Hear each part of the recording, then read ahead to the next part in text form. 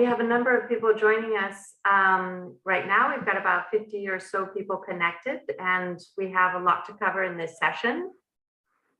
So I suggest we go ahead and get started. Let me introduce myself. My name is Kathleen Dominique, and I lead the program of work on financing water at the OECD.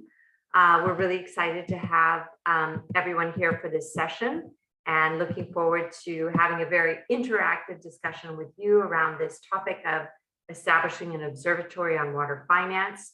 We're really delighted that you could join the session today, whether it's your morning or evening or quite late at night. And we're really interested to hear your views and ideas on this new initiative that we are developing. To get started, let me briefly share some background before introducing our first speaker, who will give you an overview of the rationale for this initiative, the Observatory on Financing Water. So with the support of the US government, the OECD is establishing an observatory on financing water supply, sanitation, and water security. The aim is to provide a unique repository of good practice, peer-to-peer learning, and horizon scanning for new developments related to financing water. We're at the early stages of designing the platform, and this session is a timely opportunity to gather feedback and ideas from you all, a community of water experts, on how we can design and deliver a platform that can have maximum usefulness and impact. So this is a very early stage of the process, and this is a perfect time to hear your input and ideas. Now today or this evening, we aim to have a very interactive session, gathering your feedback through polls. We'll also have some breakout discussions, and we'll also have, you'll have opportunities to give your feedback or input through the chat as well. We will all be listening carefully. We have a big team connected here, working behind the scenes from OECD, from the US government, from the government of the Netherlands, the World Water Council, as co-conveners of this session. And we're really trying to capture all the input that you provide. And we'll consider that as we work to establish the platform, to try to meet the needs of users, try to find ways to have impact, and also remain pragmatic in terms of what we can do with the resources that we have. In this session, we really encourage you to participate. We hope we can also keep your interest to get involved and think about ways that you could contribute to this effort today, and then also as the platform develops over the coming months. So we have a lot to cover in this session, and we should just get started. So I'd like to introduce our first speaker, Andrew Sawyers.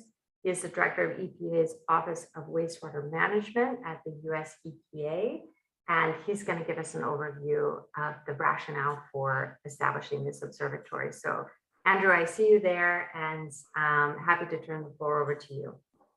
All right. Thank you so much, Kathleen. It's great seeing you. I remember seeing you a few years back at your offices. And again, thanks to the organizers for putting this event together. I think it's a really important opportunity, frankly, for EPA to share some perspectives on the Global Observatory on Financing Water Supply, Sanitation, and Water Security. And as I thought about the framing that was presented by OECD, the concept of an observatory, I think it's really unique in terms of providing a repository of good practice, peer-to-peer learning, horizon scanning, if you will, for new developments related to financing.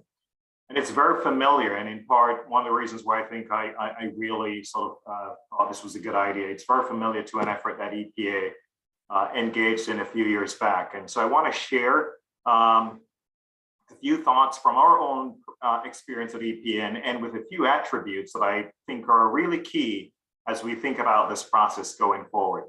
The EPA Water Finance Center, and Sonia Brubaker will sort of dive into this a bit. It's an easy to use, navigable web portal that helps communities locate resources for all things finance. And then I will highlight, again, as I said at the end, some key attributes that I think are important, that were important and continues to be important to its success. So from a contextual perspective, the agency, EPA and the federal government have multiple avenues and sources of funding. And simultaneously, when you think about EPA Office of Water, we have about 53,000 drinking water systems and over 16,000 wastewater systems. And so the diversity of systems and just the multiple funding sources at the federal, state, local, and frankly, philanthropic levels really require us to think about a central repository of information. And as Kathleen just said, if you just think about EPA and the need to have that, think about this globally and the import of getting something where we have a central repository to collect information. We're also inspired, not just by the diversity, but also from conversations within the US water sector. So in my office, we often meet with local communities, we meet with utilities, and many are struggling simply to identify sources of funding and financing for water infrastructure. And in the past, we typically just direct them to a variety of sort of disparate websites and databases. And many of them just contain pieces of what they're actually looking for. And then we also EPA had what we call a FACO, which is a federal advisory board that actually made a similar recommendation that EPA really needed to do this to help communities get to a central point, if you will. And so importantly, the clearinghouse is a result of a well-documented, sort of set of water infrastructure parameters, if you will, funding gaps, the agency recognition and conversation with broader water stakeholders that could benefit from a centralized database providing local decision makers. And I think one of the things that Kathleen and the team will talk through, who are the users of the system? In our case from EPA was really to help local decision makers with a central location where they can find information regarding public financing approaches and a comprehensive way to sort of pool both public and non-public funding programs and sources, and frankly, funding services. So it's not just the sources, but also funding services. And so the clearinghouse was intended to support these efforts to help solve not just, again, the local issues, but also we were thinking about it, utilizing it to support market-based solutions that can pair innovation, financing innovation going forward. So I want to just share briefly with you a few attributes, and in no particular order, that I thought were really important as we set this up. And again, Sonia will talk about some of the details. We started the conversation in 2015, and finally it became live in 2017. So based on some of the initial conversations with stakeholders, it was important for us, and this was one of the recommendations, create an online database to host funding and financing sources and resources from multiple sources that would be kept current. So keeping something current was key, not just by EPA, but we needed a network of contributors. And this was really key because typically the host agency would be, the primary source of keeping the data current. In this case, we got several recommendations that we needed a network of contributors to help. So some of the external stakeholders contribute to the water finance need. We also needed to make sure that there was indeed a need and purpose and demand that existed. And frankly, that continues to be critical. So when we thought about this, we had a significant amount of sort of disparate sources and communities and others that are looking for this information. So need, purpose, and demand should and continue to be critical. It is also important that we tie the need to facts on the ground. So not just anecdotal information, we think we need this. No, there needs to be some facts grounded to say, this is actually based on a community search or based on an agency search, the information is lacking. So it's important to tie need to facts. Leadership was critical, and frankly, this went all the way up into the political administration at the time. Importantly, the now president of the United States actually announced the Water Finance Center back when we were deploying this. And so leadership, user and stakeholder buy-in, political support was critical. And so that should be a big part of this global observatory going forward. Clarity regarding users, I think, is also key. So whether it's the federal users, the state users, local government, communities, nonprofits, whoever it is we're targeting should be central as we frame what the global observatory would look like. It is also important to engage key stakeholders. The government, I think, is critical. At least in EPA's case, we work very closely with USDA, CBDG, and other funding entities. It was really important for them to be contributors. And part of the idea there is to avoid duplication, to avoid redundancy, and also help us to identify sources of information. Critical was everything should be on one site. It was important to sort of coalesce everything, all the funding information into an online database. It's one that technically, to the extent possible, should be updated in real time, a design that can be maintained continuously. Searchable was really important to the stakeholders. We had to create a searchable database, one that could narrow search to meet whatever the intended needs were. Easy to use, easy to navigate. One of the things that when we were setting this up, and I was a bit concerned, but when I heard the need, it needed to look good. There needed to be a modern look. I'm like, it's a database. No, there needed to be a modern look. So the look and feel was particularly important to many of our stakeholders. And from their perspective, it inspired confidence. I didn't quite understand it, but our clearinghouse does look and feel modern. So I'm assuming that perspective was key. And I would end by the last attribute that I thought was really important was the global observatory, and in our case, our clearinghouse needs to be multidimensional. So it's not just an information sharing platform. It should be able to house webinars. One of the things we have on our clearinghouse is learning modules, if you will, step-by-step interactive guides. It needed to identify the financial sources, the financial, both funded and financial services. So not just where the financial information is in terms of grants and loans, but also where the entities that can provide technical assistance to access those grants and loans. I think it's critical for this to be a central part of it. And potentially, as you move ahead with this, I would offer, maybe a final thought. It should be a stepwise build out. And I think that development is going to be key. You shouldn't try and accomplish everything at once. It should be a stepwise build out.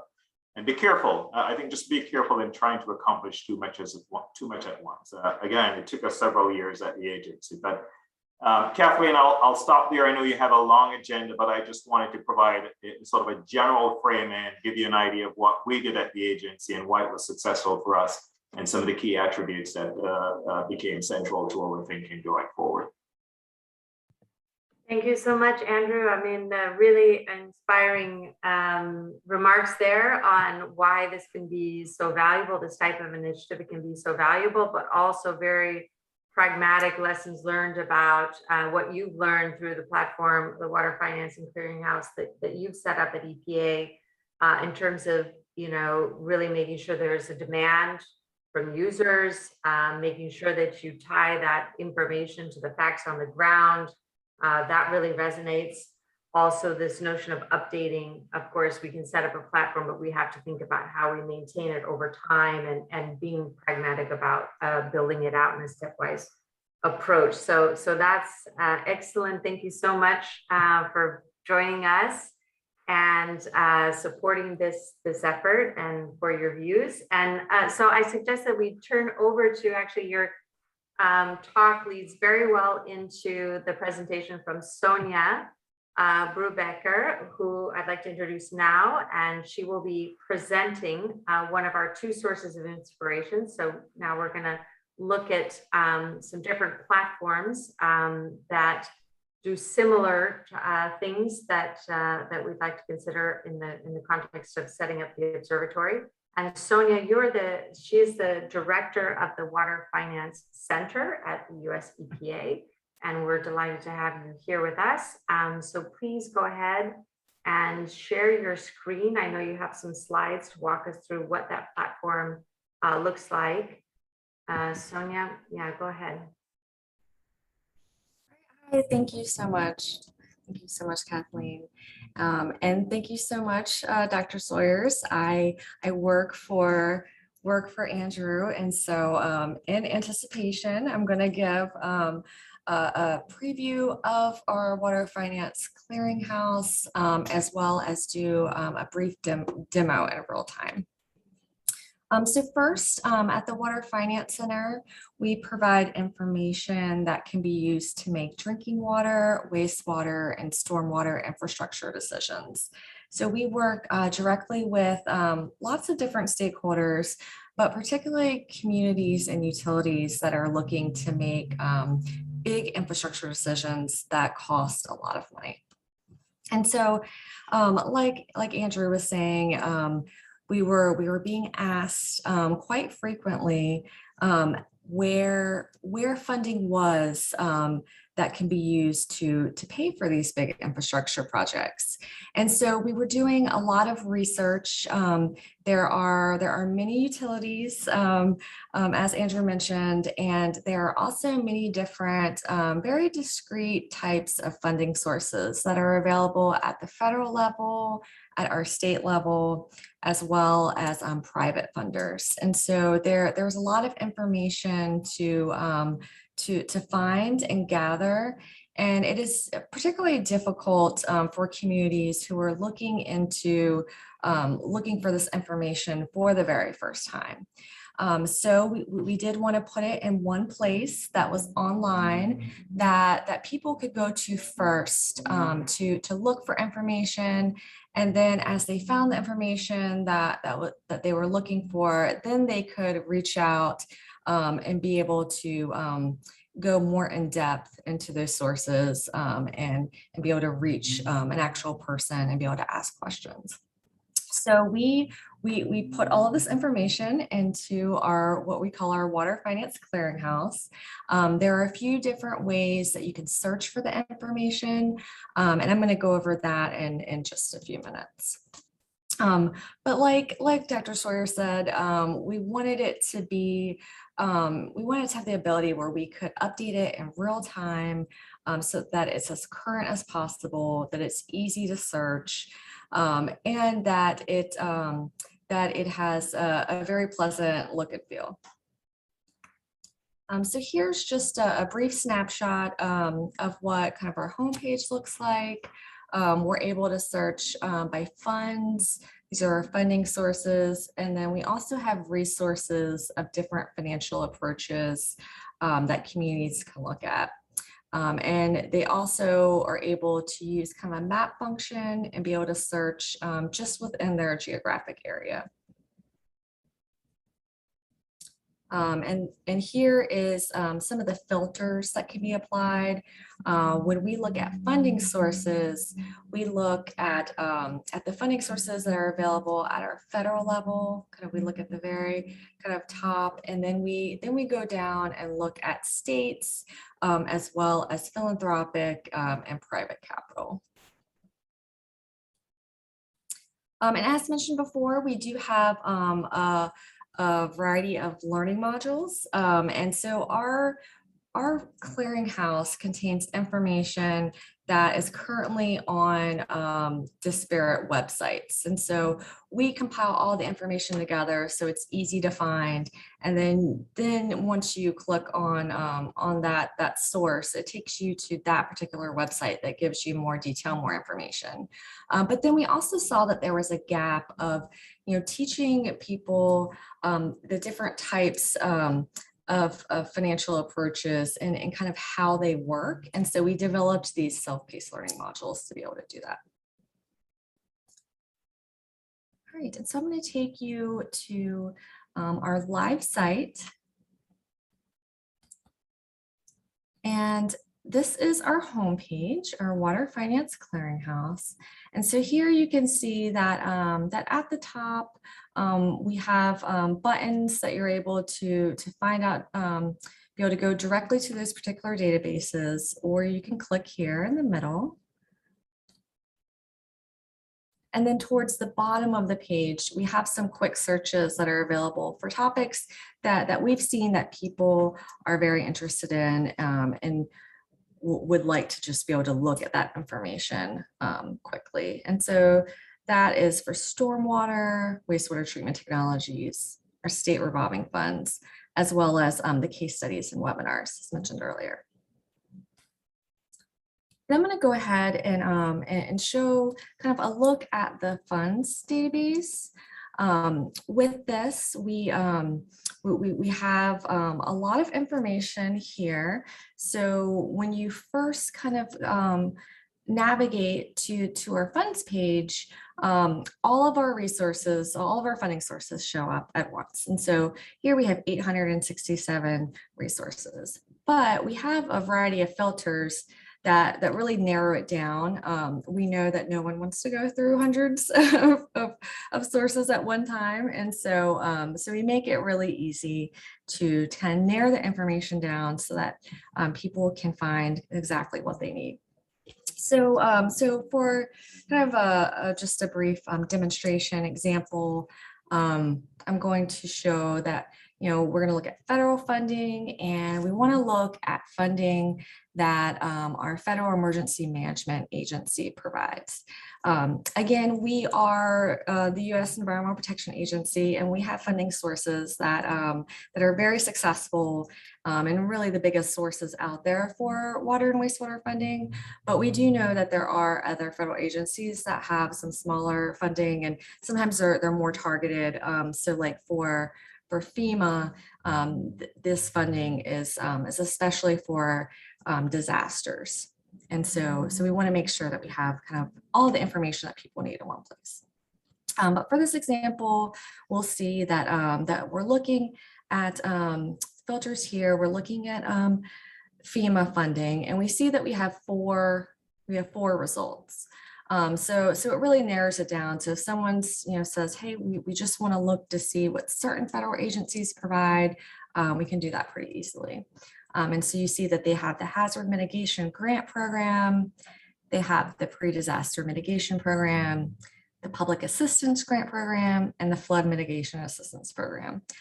They all sound pretty similar, and I think for people who are not in the weeds, in the thick of it every day, they may have some trouble understanding kind of the differences between these different programs. And so that's why we provide kind of a snapshot of information for them. We give them the program name, the source, a really short description, a summary of how to apply, where to go to for more information, information on the current funding level, and then we actually give a contact person. And so we really try to find a person. I think FEMA's website is a little bit more difficult to find that actual person, but we really want to kind of really hone in and give people kind of a direct kind of line of communication if they want to. If they want to talk to a person. Okay, Sonia, so we're just about at time for your presentation. If you want to make a couple of concluding remarks. Yes, absolutely. So I think for the clearinghouse, just thinking about a couple of things I think that would be important for you to consider is kind of the time to complete the project. I think that the biggest amount of time was spent on researching the actual funds that were available to put into the database and to make it consistent and in a way that that makes sense for users to search. And then I think that the other thing is, I think a lessons learned was that we did do this in a very expeditious amount of time. We spent a long time, thinking about it and planning it out, but the actual building we did relatively fast. And so I think that kind of at the beginning, having more focus groups would be really helpful. But just like Dr. Sawyer said at the beginning, kind of being able to kind of stepwise build it is really helpful because you are able to do updates in real time and you're able to design it around current priorities. So just trying to find that balance of kind of in the very beginning, having kind of intense kind of focus groups test it out, and then also being able to take feedback kind of throughout and make tweaks throughout the way, I think would be just some advice that that we're implementing as well. Excellent, thank you, Sonia. I mean, that was really informative. I've only recently discovered myself that the platform that you've set up, the clearinghouse, and frankly, I think it's extremely user-friendly. It must be hugely valuable to users. And like Andrew said at the beginning, there's this disparate information that's really collected, or stored in lots of different places. Very difficult for an individual user to find, and that creates a lot of value to bring that together, create searchability, and create some multifunctionality. Also, your advice is well taken in terms of the time it takes to do the background research to pull that all together, of course, and then this notion of having a stepwise build and testing that with users. I think that seems extremely valuable. So thank you, Sonia. I'm going to go ahead and pass the floor on to Jamie Berryhill. He's going to be our second source of inspiration. And here we're going to really shift gears. We're not talking about water finance. We're not talking about finance at all. But in fact, it's another observatory. It's one that the OECD has set up, really focused on public sector innovation. And it has a lot of interesting features. I think they can also provide some lessons learned for what we're thinking about. So Jamie, do you want to go ahead and share your screen and set up your slides? There you go, and putting them into full screen. Great, over to you, Jamie. Sure. Hi, everybody, and thank you all for having me. My name is Jamie Berryhill. I am a public sector innovation analyst with the Observatory of Public Sector Innovation. And I just want to give you a bit of an overview of our observatory and how we function. We've been around for about 7 or 8 years or so. I've been on board for about 5 years. And just brief background, at the OPSI, or the observatory, we have 3 pillars to our mission. And the first is on uncovering what's next. So focusing on different emerging trends that we see governments having to face in the near future and what's coming down the line. We issue a series of reports on this, on trends, on emerging technologies and things like this. The second pillar to our mission is called turning the new into normal. So providing tools and resources and frameworks and different methods of understanding public sector innovation. So leaders and practitioners and governments can help innovation become part of the everyday business of government rather than kind of something that's on the side. And then finally, the third part of our mission is providing trusted advice to government. So working one-on-one with governments on specific projects. We've done full systems reviews, for example, of Canada and Brazil.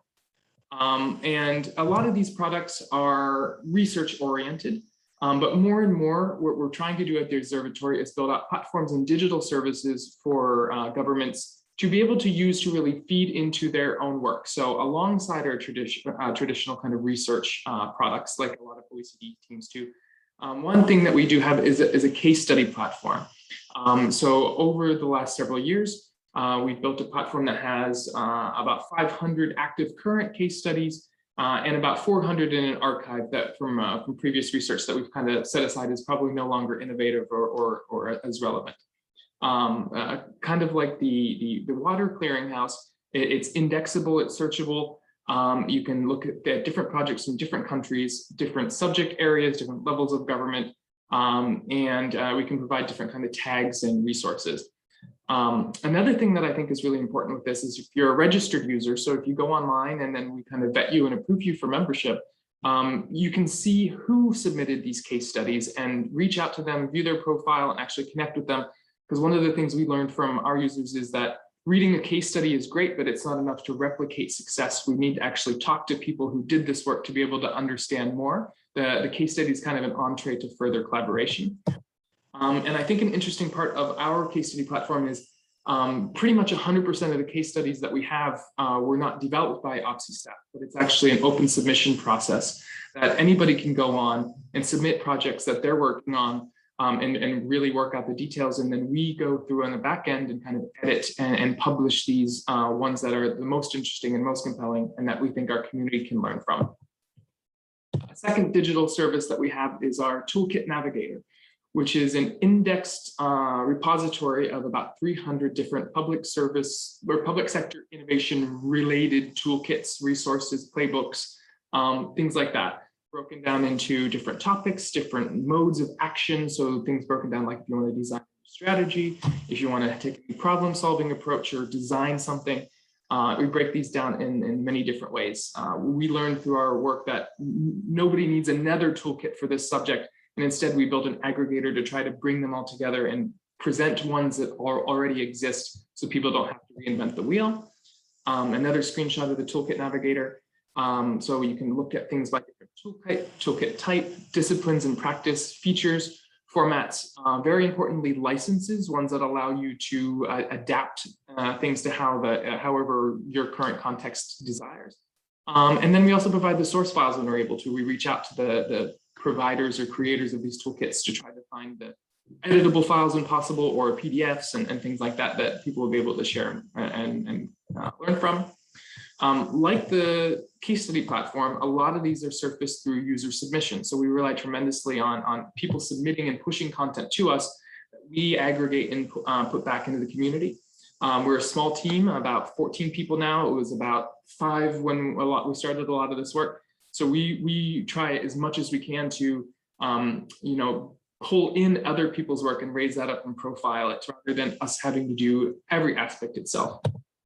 Another digital service we have is a portfolio exploration tool, which is kind of almost a self-diagnostic tool that's built around our theory, and users respond to a questionnaire and list projects that they're working on. And it tells you based on our theory, like where you're strong and where you're not as strong, and kind of like our portfolio of your projects.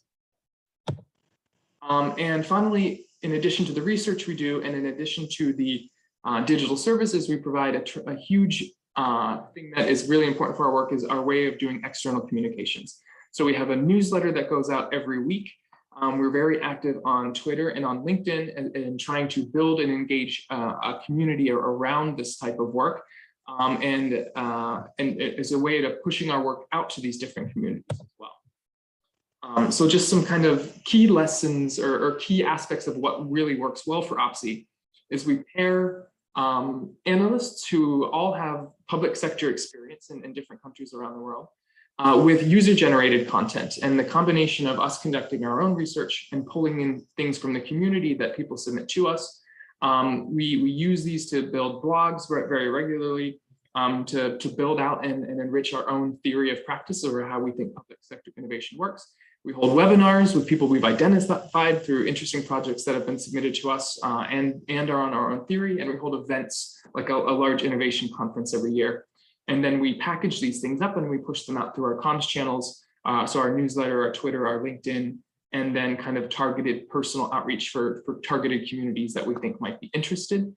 So it's kind of a cycle where we're always reinforcing things that we've done and putting it in these different channels and kind of continuing on an ongoing basis. Some lessons learned or things that we've kind of learned along the way is to start out small and build out slowly. And one thing that's worked great for us is working with open source software with a large developer community. So everything we have is based on WordPress, which powers, I think, 40% of all websites around the world. So there's a huge resources that are free, a big developer community for customizations and things like that. And then we started out with just our website, and then we were able to, over time, evolve into the case study platform and the toolkit navigator, and most recently, the portfolio exploration tool. So starting small and building out as you have capacity and as people are interested has been important.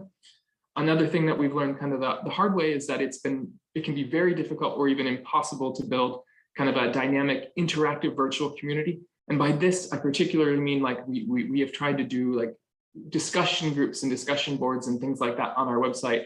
And it never really worked. It takes a tremendous amount of time and effort.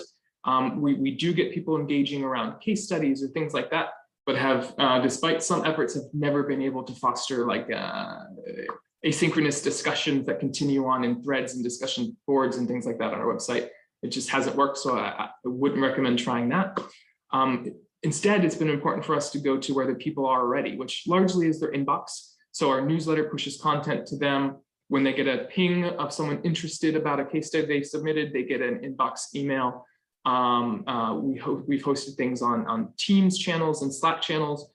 So it hasn't worked for us to always get people to come to us as this website that it's not part of their everyday routine. And instead we try to push the content to them. And if they're really interested in it, they'll link in and they'll connect to the site.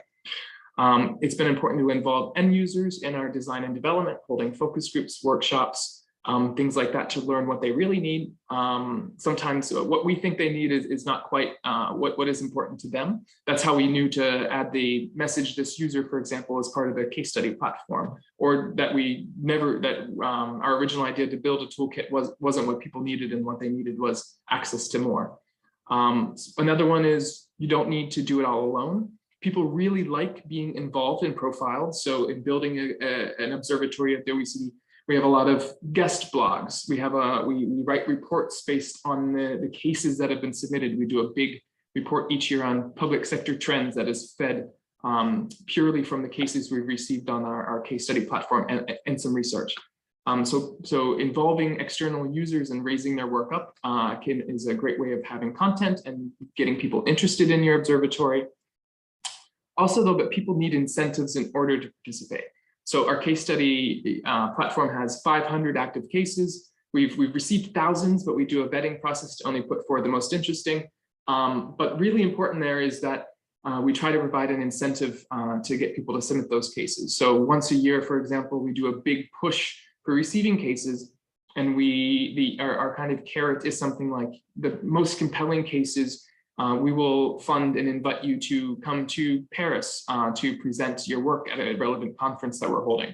We've brought people to a big conference in Dubai with partners that we've done, and those types of things where people will be able to go somewhere new, interact with people doing relevant work, and be able to showcase their work has been tremendously successful. So we'll get 500 case studies submitted to us in a push like that, where if we do a targeted call with no incentive, we'll receive a few dozen. And then finally, I think the 99-1 rule has been really true for us, in that 90% of the users are lurkers, 99% contribute occasionally, and 1% participate a lot. So it's really important, especially upfront, to push out engaging content to really try to build a user base, because the larger you can build your user base and the more people you can get, subscribe to your newsletter, participating in your things, the more you're going to have other people developing kind of dynamic content for you and contributing to the observatory and things that you're trying to do. Like, for example, we put some of our reports up for public consultation, and the more people we have in our community that know about it, the more people are going to be able to kind of pick up and respond and help us enhance our own products. And it's usually that 1% of user that's really engaged. So that the bigger you can grow your community, the more people you'll have in that 1%. So I wanted to try to keep it quick. I hope I kept it in time, but thank you very much. That's great, Jamie. Thanks so much for being here with us. And again, that's a totally different, subject matter, but I think many of the messages you have there about setting up and running a platform, engaging with users, is extremely relevant to us. And a couple of things resonated with what Sonia was talking about, the importance of the search functionality, also the stepwise approach of starting small and building out and checking with users and refining as you go is really important. I also thought that was really interesting what you mentioned about an aggregator. So OECD is not trying to produce all of the content, but finding a way to have user-generated content that can be curated and set up and structured in a useful way. So many, many interesting things, too many for me to recap here, but thank you very much. And in fact, I just want to say to participants that we don't have time for direct Q&A with Jamie and Sonia, but if you put your questions in the chat in Pathable, Sonia and Jamie can go over there on that platform and have a look and try to respond to any questions you have. Otherwise, I suggest we're going to go ahead and move on to the next presentation. I'm going to try to shorten my presentation so we have sufficient time for the breakout sessions. And I am sharing my screen now. I hope everyone can see that. I'm going to put that in slideshow. There we go, full screen. All right, so this portion we've heard from Andrew, of course, the rationale for this initiative. We've heard from Sonia and Jamie about inspiration from different platforms. And as I mentioned at the very beginning, we're still at the very early stages of thinking this through. What would be feasible? What would be useful? what would be impactful for users. And so here's where we really want to hear from you. And this is also where you're going to have to juggle between the Zoom and the Pathable platform, because we've got some poll questions set up. And my presentation is just going to highlight some elements that we've been thinking through and some options in terms of design features. And we have some questions lined up with these factors, so that you can give us your input on via the polls. So let me just recap again. Our initial objective and ambition for this observatory is to document, share, and encourage peer-to-peer learning about financing instruments, mechanisms, and business models that can contribute to financing water-related investments. Also, in the same light, around sharing and documenting, encouraging peer-to-peer learning about enabling environments for investment. We know this is absolutely critical, especially for water, to have sound policies, regulations, and institutional arrangements, both in the water sector, but also related to the financial sector and capital markets. And then also enhancing thought leadership, providing a one-stop shop for thought leadership and horizon scanning for new developments. So that's really our starting point. And we've been doing a lot of background research in terms of scanning other observatories. There's a huge amount of different observatories. Observatories mean different things in different places. Some are very focused on case studies and good practice. Others are focused on building community. Others are focused on collecting data and tracking data. So there's a lot of options, and some combine many, many features. So we've been reviewing these and collecting ideas for how we could design the observatory on financing water. So this is the first area where we're going to ask for your feedback in Pathable on the polls. And we've got a couple of questions related to the scope. And let me just start by saying that we've got the subject matter scope. So what we're going to cover in terms of topics, and really our focus is quite broad when we look at financing water. We're interested in water supply and sanitation services. We're interested in water resources management and managing water-related risks, floods, droughts, pollution. We know these are all connected. But one of our poll questions, and I encourage you to go have a look at the poll now, and you can start to respond in real time. The first question is really around where you see the priorities. And here you can have multiple responses. You really have a strong desire, you think you have a strong interest in WASH and strong interest in water resources management, or maybe you have multiple. So please give us your feedback on that subject matter scope. Also, in terms of sharing best practices. So our initial thinking is to capture best practices around financing approaches. Those are both proven approaches, things that we know work for a long time in certain contexts, and innovative models. There's a lot of interesting things happening in the water space, and we know that there are interesting things being developed. Also around business models and revenue streams, how to actually create projects that can drive appropriate risk-adjusted returns that can attract finance. So that's obviously an interesting question, especially when a lot of benefits might be difficult to monetize. And then the enabling environment. We know this is very important, fundamental, both the sector-specific policies around water, but also those financial sector and capital market policies we know are important. So there's another question around that. So where would be your priorities? Do you would like to see all of those things? Do you think certain things are more important? Please give us your response in the poll. Then on the global context and also different geographic scales. So our ambition would be to have a global platform where we would collect good practice from OECD countries and emerging economies, developing countries. There are some similarities in terms of challenges. There are obviously important differences in terms of contextual factors, in terms of applying financing models that work in one context to others. But where would you see, in terms of the level of focus, the priority again? So that's something about, so I think we've got global, national, regional, and local as options there. Sorry, I can't switch to Pathful. We'll have the one screen. So I'm looking at my slides here. So take your time and respond to those questions. I don't want to rush you. You will have time to continue to respond to those poll questions when we go into breakout rooms. But now I'm going to move on to the next point. And the next point is around the target audience. So our initial thinking around an anticipated target audience would actually be fairly broad, again, for many reasons related to water-related investments.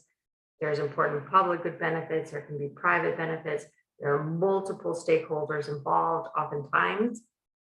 And so we would imagine that governments, of course, policymakers, multiple levels would be very relevant and could have an interest in this type of information. Water service providers, utilities, also maybe small scale or decentralized water supply and sanitation providers. Other dedicated public authorities, they're managing water resources, but basin authorities.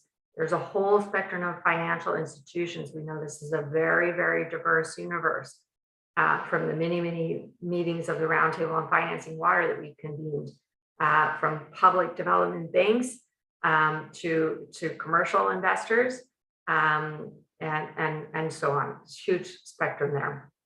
And then other actors, there's a lot of different actors with deep expertise really in academia, in donors and development agencies, in foundations, very active here, NGOs and so on. So there's a question again in the poll. So have a think and let us know what you think would be the most relevant target audience. And here again, you should be able to select multiple responses there. Now, moving on into content, and we're going to take this is divided into two questions in the Pathful poll, because you have quite a lot of options, and we know this is a lot of information to digest. And once again, take your time with the poll, answer if you have ideas on the top of your head, come back to it during the breakout sessions or after the session if you want to respond then. But there's a kind of a range of different types of content that we could consider here. And we've broken that up into, again, two questions, one focused on case studies and data. And on case studies, we could, of course, look at good practice on financing water. We could do maybe country profiles with key data, trends, and policies. So trying to understand the context and readiness or appropriateness for different types of financing models. Focus on innovative financing approaches, more looking at sort of the emerging cutting edge of the discussion. On data, we have done some work on estimating investment needs and also financing capacities at country level. We know there are a lot of challenges with trying to track that kind of information, that kind of data. We've done study in Europe, in EU member countries, also in Asia with the Asian Development Bank, but we know that there are a lot of gaps here. Is that a gap that the observatory might aim to try to fill? Understanding tracking financing flows, or tracking subsidies for water and the level of concessionality for investments. That would require more methodological work. It would be more of a midterm type of engagement, something we probably wouldn't be able to do right away, but could be very interesting. Then also in the second question in Pathable, there's question around tools and guidance. So we saw in some of the examples that toolkits, diagnostic tools to assess the enabling environment, or toolkits that distill policy guidance on the enabling environment. Again, that could be interesting. And then insights and perspectives. So we also heard about opportunities to bring in other voices. So some leading thinkers or leading institutions who are doing important work here. Is there a way for the observatory to provide a channel and a platform for them to share their views? So please have a think about the types of content that from your point of view could be the most interesting and respond to those questions. And I'm going to try to wrap up quickly because I know we're running a little bit over time already. Moving on to dissemination channels, I'll just be really quick here. There's a range of dissemination channels. We can use the platform of the Roundtable on Financing Water. We can use blogs, social media, publications, webinars, etc. What's interesting here for you? And where would you think about contributing as a potential user or collaborator? I'm going to stop there. We're going to move into our breakout rooms quickly. Once again, please take your time on the polls. We'll say a few words about the poll results towards the end of the meeting. I'm not going to comment on them now. We don't have time for that. We're going to move into breakout rooms where we can have some more open-ended discussion, and looking forward to seeing you there.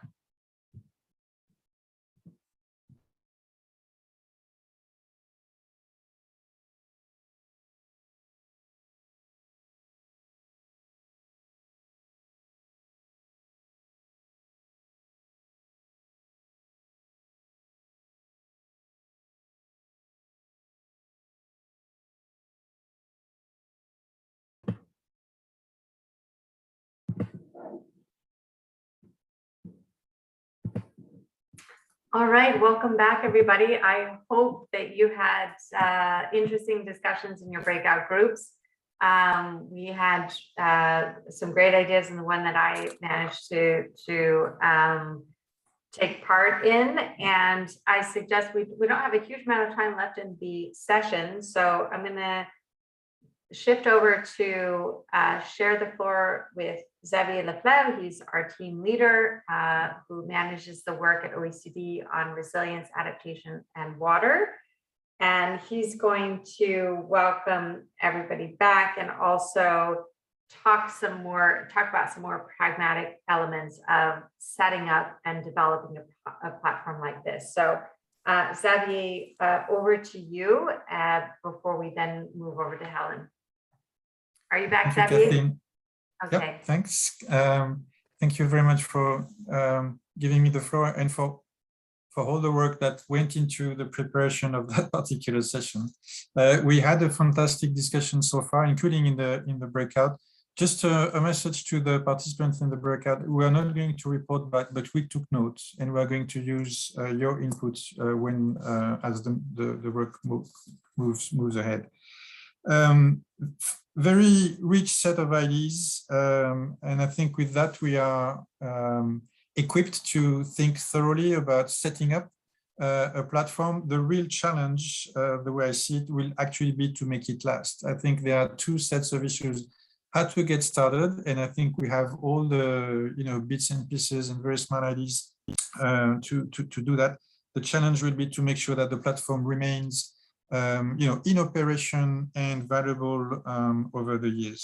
For that, it takes inputs and it takes a capacity to operate the platform. In terms of inputs, you will be asking for new data, intelligence, but we also need to curate all the input provided by partners. So there is a big role for you as partners, as potential contributors, to help us populate the platform and make sure it remains up to date. The other requirement, as I said, is a capacity to operate. So it will take time and resources to maintain the platform and to let it evolve. It was a clear point made by Andrew Sawyer earlier today that we need a stepwise approach, probably start small and step by step populate and make the platform more sophisticated. This is great guidance, but we have to acknowledge that it comes at a cost. So for that, we will need a business model. We will need some ideas on how to finance the initial investment, but also the day-to-day operation of the platform over time. We are very fortunate to have strong support from the US government. That was already mentioned by Kathleen, and support as well from the Netherlands and the OECD itself as an organization to set up the platform. The real challenge and what we have to figure out now is how to cover the recurring costs.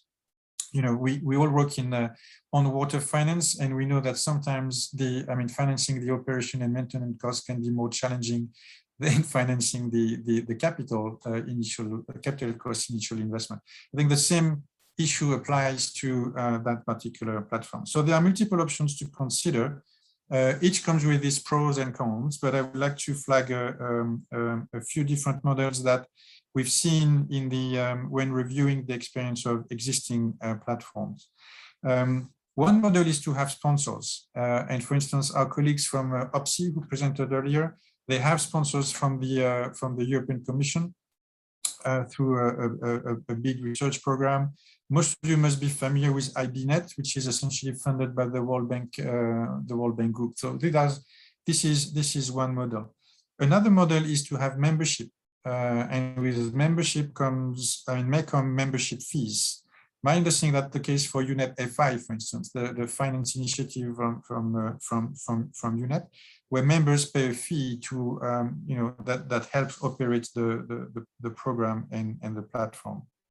Another option is to have voluntary contributions for particular mandates that can be set in time. That's the case, for instance, for the Global Infrastructure Hub, which is a G20 initiative that collates information and analytical work on infrastructure globally. So something to be considered. It is essentially financed through VCs from a select group of G20 governments.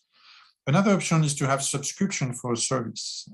If you pay to access, and maybe some participants may be willing and able to pay to access some data or collection of case studies. Another option is to have specific revenues for distinctive work. So typically we could be asked, the observatory could be tasked to do a survey from time to time, and during delivering that survey or that additional article work could come at a cost, which could be covered by a specific sponsor or the institution which is requesting that survey. So obviously several options to be considered. We won't have much time. We don't have time to discuss them today. But if you have preliminary suggestions, we would be. Please, you could use the chat function to already, provide some written comments, or maybe signal, a particular platform with an interesting business model that comes to mind. I'll stop here for the sake of time. Kathleen, I don't think we have the time to open the floor for further discussion. But again, contribution through the chat would be most welcome.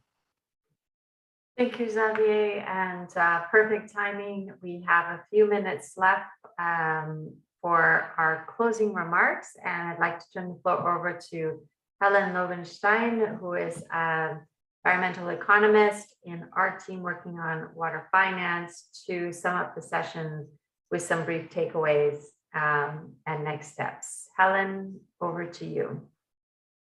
Yes, hello, and thank you, Kathleen, and thank you, Xavier. And with this, I would also like to thank all of you, all the participants who really gave their input. We had a very interactive session, so we got your feedback from various sources, through the polls and the breakout sessions in the chat, and we would also invite you to keep on doing this. And if you haven't answered to the polls yet, you can still do it, and we will take into account your opinion. So summing up this session, we have had some insights from other observatory platforms or other initiatives, the EPA Clearinghouse and the OECD Observatory. And we were here, we had lessons learned and also had some insights on what is very central to put the user in the center of the considerations. And that was actually a topic that was also mentioned in the breakout session that I participated in. They found that was very central to, on the one hand, think about who is the user, what is what they need, and also how can they be involved in creating content. And what was also highlighted by actually several speakers and participants was that a platform or the observatory should really serve as a platform of exchange, really putting people and actors in touch and connecting them. And when I look at the poll results, those who have already answered, I can also see that this is really the interest of most of you who answered.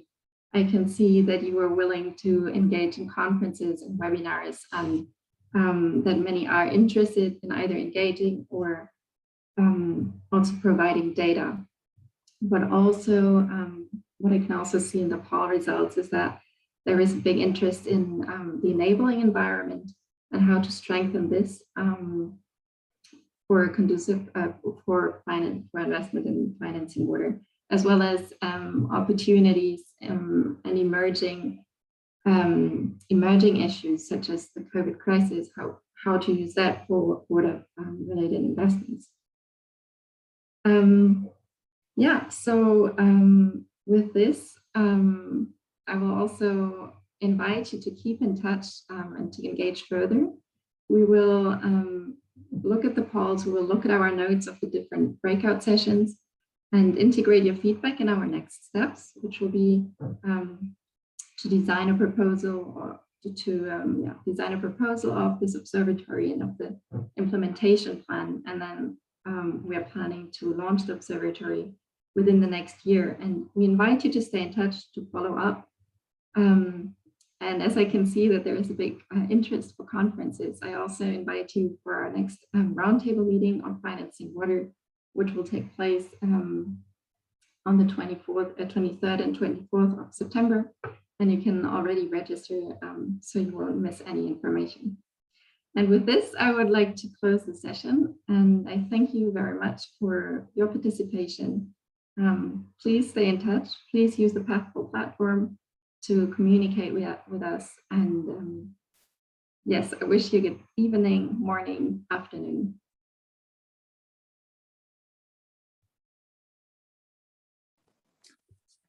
Thank you. Thank you, Helen, and thank you, everyone. We really appreciate your feedback, and we look forward to our next steps.